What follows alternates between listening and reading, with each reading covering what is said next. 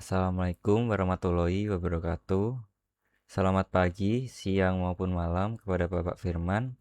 Pada kesempatan ini, saya Islamuddin Bintang Widasmara dengan NRP 5017 231078 akan mempresentasikan hasil analisis mengenai peta PGA, peta periode dominan tanah atau TS, kemudian ada peta VS30 serta peta amplifikasi gelombang seismik untuk klasifikasi kondisi tanah di wilayah Kabupaten Ngawi dan sekitarnya. Eh, Studi ini penting karena wilayah Ngawi merupakan lokasi yang dipengaruhi oleh kondisi geologi sedimen lunak serta kedekatannya dengan salah satu sesar aktif, yaitu Sesar Baribis Kendeng F yang berada di bagian utara kabupaten. Mohon maaf sebelumnya karena saya tidak bisa on cam dikarenakan kamera saya, Bapak. Oke, so next. Pada presentasi ini, pemaparan ini akan dibahas mengenai 7 hal utama. Yang pertama, geologi regional Kabupaten Ngawi. Yang kedua, flowchart pengolahan data. Kemudian ada peta PGA bedrock yang dihasilkan dari scraping data cipta karya. Kemudian ada PGA terhitung, hasil perhitungan berdasarkan fault terdekat yakni Baribis Kendeng F. Kemudian ada peta VS30 untuk klasifikasi SB, SC, SD.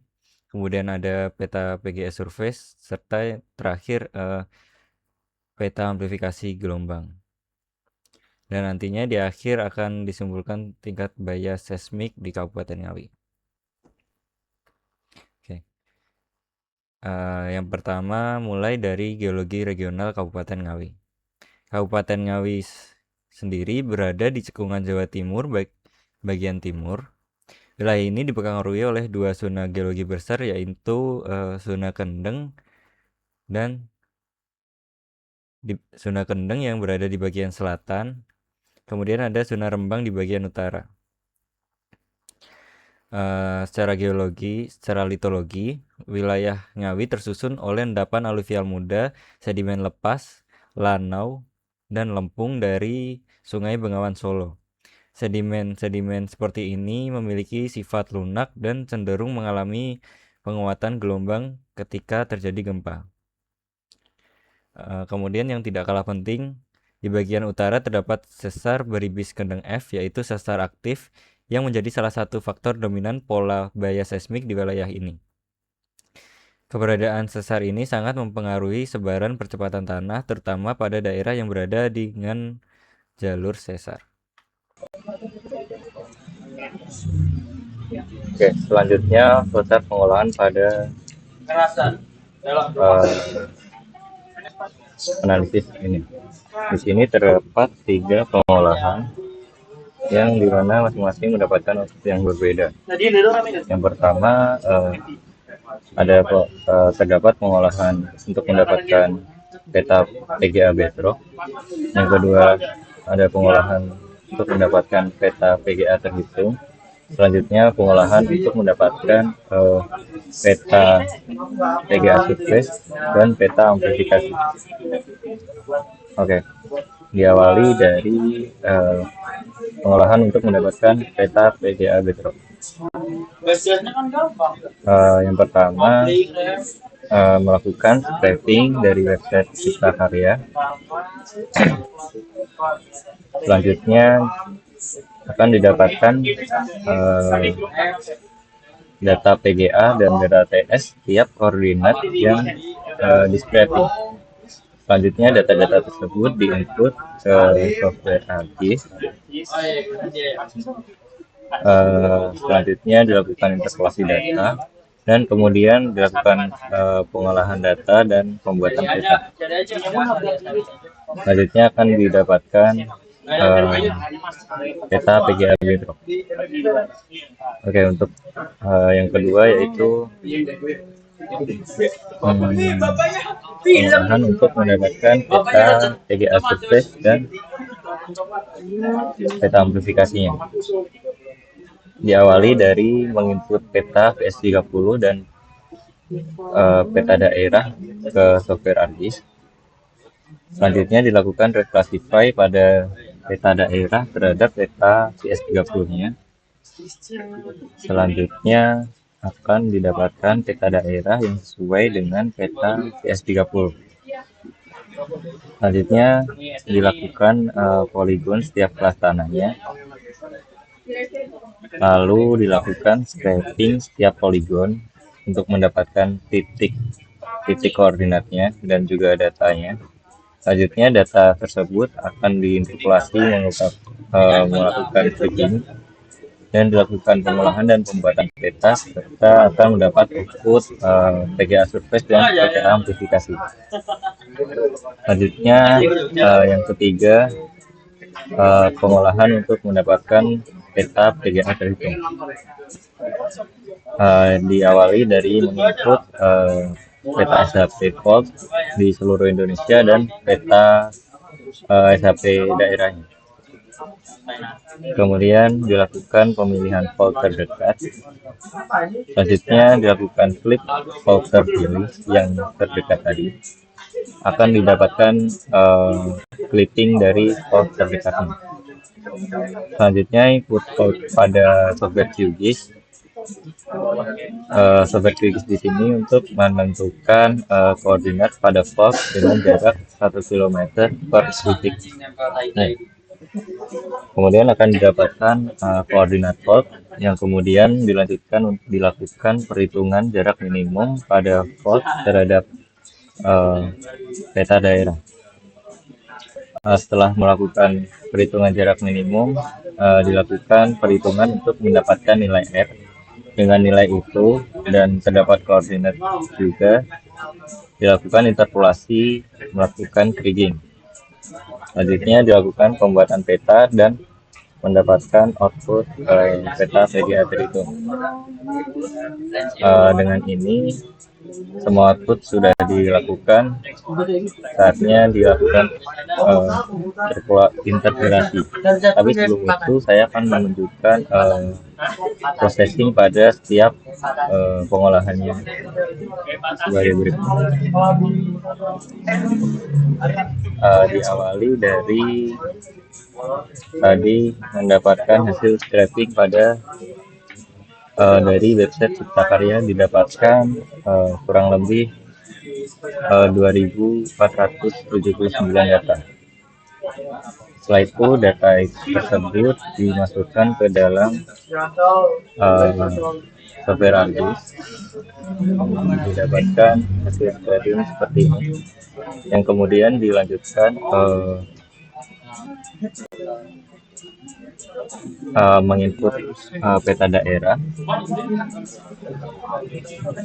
Peta daerah sudah diinput, kemudian dilakukan rigging pada si scraping terhadap peta daerahnya. Didapatkan hasil seperti ini, yang kemudian nantinya akan dilakukan proses clipping, yang dimana hal itu untuk memasukkan hasil krigingnya terhadap peta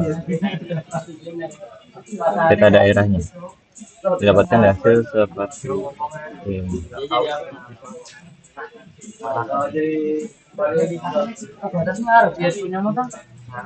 Didapatkan hasil seperti ini, yang kemudian di pembuatan peta dilakukan pada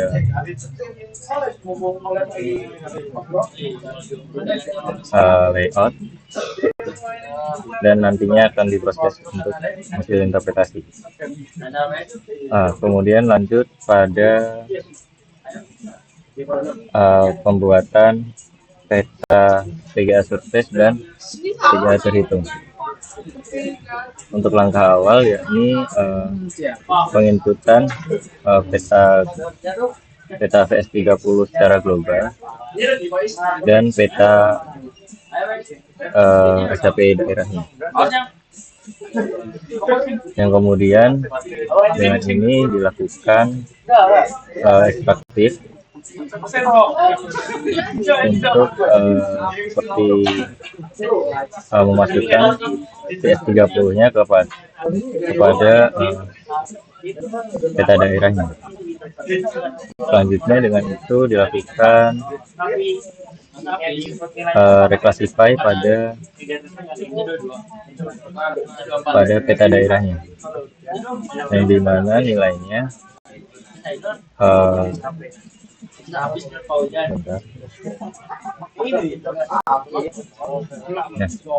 untuk tanah SD ini yang paling rendah,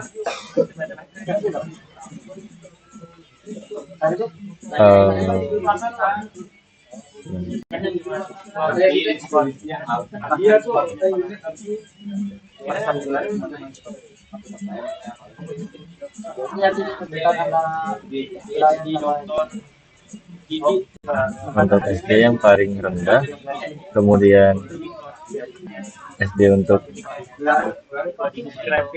tanah sedang, SC untuk tanah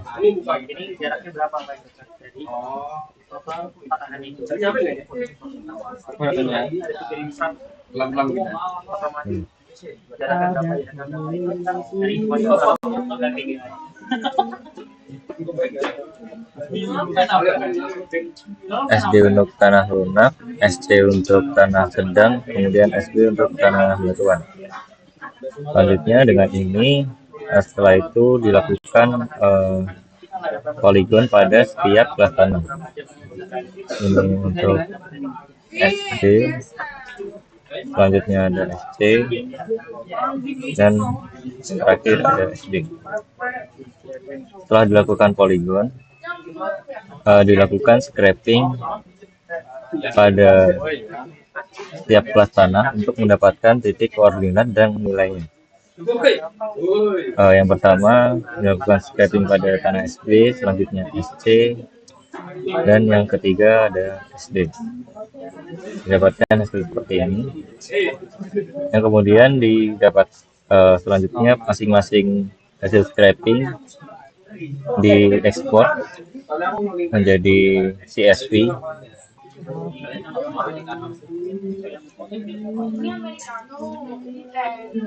Setelah dilakukan ekspor, kemudian seluruh nilai TS-nya dijadikan menjadi satu dan menjadikan 1365 data. Setelah nilai TS seluruh daerah diketahui, kemudian dilakukan perhitungan untuk menentukan nilai amplifikasi pada daerah tersebut. Kemudian yaitu dengan membagi nilai TS dan nilai PGA yang di awal, didapatkan hasil demikian. Selanjutnya setelah itu dilakukan penginputan hasil seluruh CSV-nya tadi menjadi satu, yaitu kelas tanah Ngawi. Setelah diinput, dilakukan interpolasi dengan melakukan kriging. Untuk yang pertama yaitu peta PGA surface, dilakukan kriging dan mendapatkan seperti ini. Peta PGA surface sendiri yaitu inputannya nilai TS-nya tadi. Ya, ini nilai TS digunakan untuk peta PGA surface-nya. Dapatkan seperti ini, yang kurang lebih sama seperti peta CS30-nya tadi yang sudah direklasifikasi. Selanjutnya dilakukan splitting pada mapnya yang sesuai dengan peta daerahnya. Setelah map PGA surface jadi, dilanjutkan lagi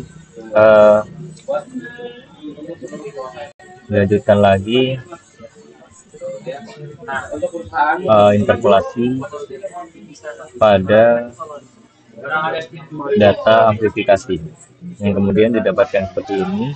Selanjutnya lakukan hal yang sama, melakukan kriging pada hasil kriging terhadap peta daerah, didapatkan seperti ini. Oke, selanjutnya proses pengolahan untuk mendapatkan PGA terhitung. Itu diawali dengan menginput peta SHP-nya dan juga SHP fault di seluruh Indonesia. Kemudian saya ambil file terdekat, yakni fault Baribis Kendeng. Saya maksud ini. Nah, di sini saya lakukan pengambilan titik pada fault setiap 1 kilo menggunakan software QGIS.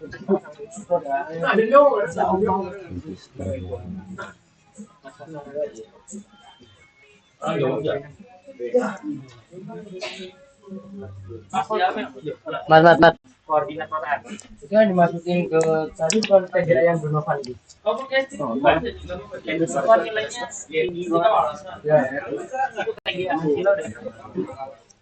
Oke, setelah masuk di software QGIS langsung di input dua data tadi, yang dimana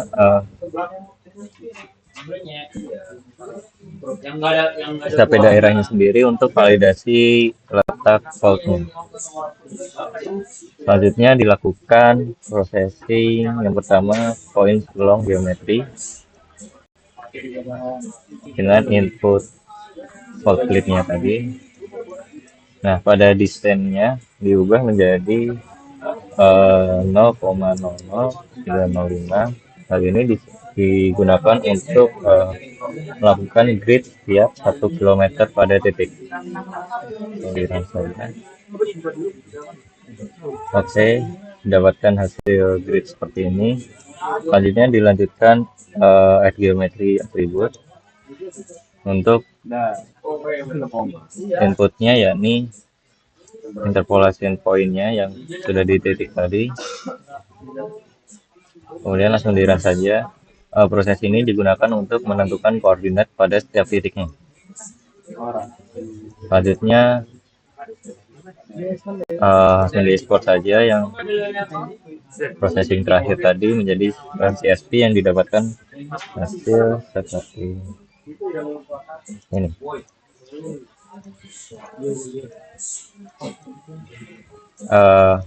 Hasil dari ekspor koordinat pada patahan tadi awalnya longlat yang kemudian dikonvert menjadi UTM-X dan UTM-Y pada software server.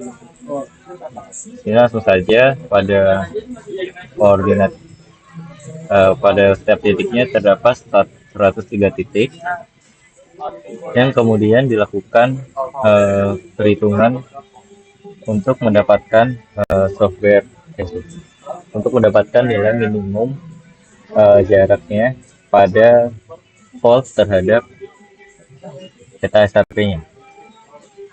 Di sini saya gunakan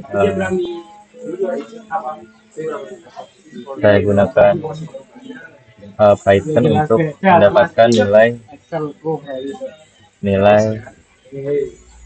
minimumnya. Didapatkan hasil seperti ini dengan jarak minimal meternya sudah diketahui dan faultnya juga sudah diketahui. Setelah itu didapatkan hasil seperti ini. Di sini sudah terdapat jarak minimal meternya untuk fault dan peta daerahnya didapatkan sama seperti tadi 103.385 data yang kemudian dilakukan setelah jarak minimal meternya, jarak terdekatnya diketahui, dilakukan untuk mencari nilai R-nya. Didapatkan seperti ini. Dan kemudian setelah nilai PGA perhitungan juga didapatkan, langsung saja processing di software ArcGIS lagi dengan di input nilai long lat pada setiap scraping, kemudian ada nilai PGA terhitungnya itu tadi. Selanjutnya langsung diinterpolasi menggunakan kriging dan didapatkan peta mak PGA perhitungan seperti ini, yang dimana selanjutnya melakukan proses yang sama, yaitu clipping pada hasil kriging terhadap peta SHP-nya. Didapatkan hasil seperti ini. Selanjutnya sudah semua processing sudah dilakukan. Terdapat 4 output, yakni PGA bedrock, PGA surface, PGA terhitung, dan yang terakhir peta amplifikasi. Selanjutnya dilakukan interpretasi pada setiap output.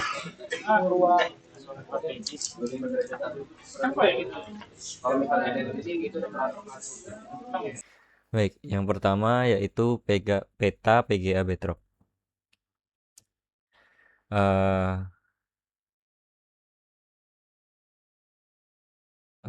PGA bedrock ini sendiri hasil scraping langsung dari website Cipta Karya yang sudah saya scraping.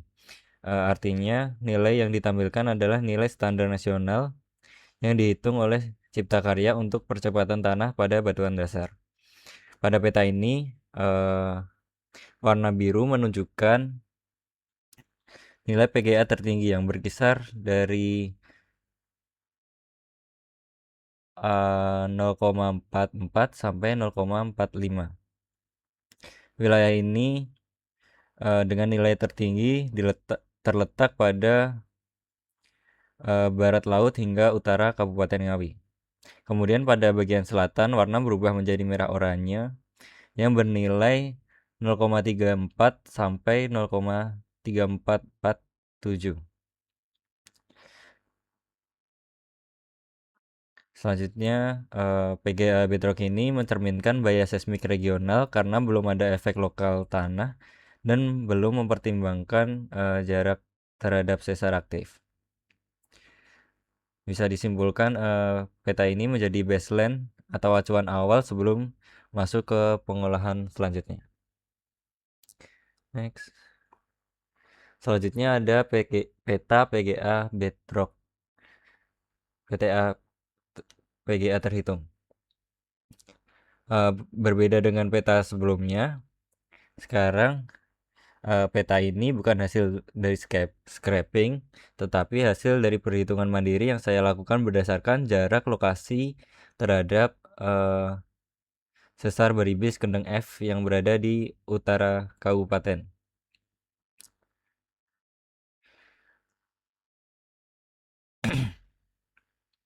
Wilayah yang paling dekat dengan fault memiliki nilai paling tinggi, ditandain dengan warna biru.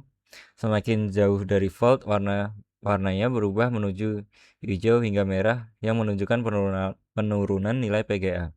Ini menunjukkan bahwa PGA terhitung memberikan gambaran bahaya seismik yang lebih spesifik terhadap sumber gempa lokal dibandingkan PGA bedrock yang sifatnya regional. Next.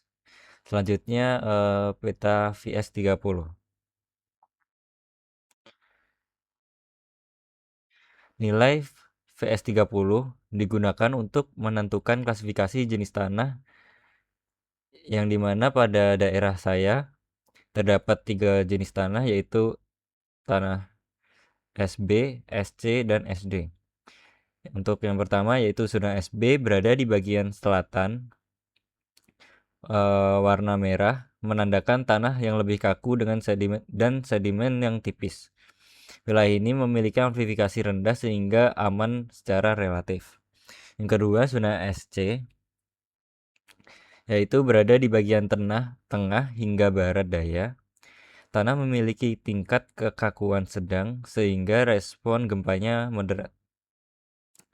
Selanjutnya yang ketiga zona SD, yaitu zona SD sendiri mendominasi tengah hingga utara Ngawi. Warna biru menunjukkan tanah sangat lunak, sedimen tebal, dan memiliki potensi amplifikasi terbesar. Perlu digarisbawahi, zona SD inilah yang nantinya sangat mempengaruhi nilai PGA surface dan amplifikasinya. Selanjutnya, peta PGA surface. PGA surface sendiri yaitu percepatan tanah yang sudah dipengaruhi kondisi permukaan. Pada peta ini, nilai tertinggi muncul di utara hingga timur, ditunjukkan dengan warna biru tua. Ini memperlihatkan bahwa tanah lunak di bagian utara memperkuat gelombang yang datang dari bedrock. Kemudian pada bagian selatan menunjukkan nilai rendah karena tanahnya lebih kaku dan sedimennya lebih tipis. Oke, next. Selanjutnya ada peta amplifikasi. Pada peta amplifikasi menunjukkan penguatan gelombang dari bedrock ke permukaan. Amplifikasi tertinggi berada di utara hingga timur laut dengan warna biru tua. Di area ini tanah lunak dan sedimen tebal membuat gelombang yang naik mengalami resonansi dan menjadi lebih besar. Sementara di bagian selatan, amplifikasi rendah karena tanah kaku tidak memperbesar getaran secara signifikan. Oke, selanjutnya kesimpulan. Sebagai kesimpulan, secara keseluruhan, utara hingga timur Ngawi merupakan zona dengan bahaya seismik tertinggi. Hal ini didukung oleh nilai PGA yang tinggi, tanah SD, dan amplifikasi besar. Kemudian untuk bagian tengah berada pada tingkat menengah. Kemudian selanjutnya bagian selatan Ngawi merupakan wilayah paling stabil secara seismik. Informasi ini dapat digunakan untuk perencanaan tata ruang, desain bangunan tahan gempa, serta penentuan prioritas mitigasi bencana. Sekian dari saya, kurang lebihnya mohon maaf. Wassalamualaikum warahmatullahi wabarakatuh.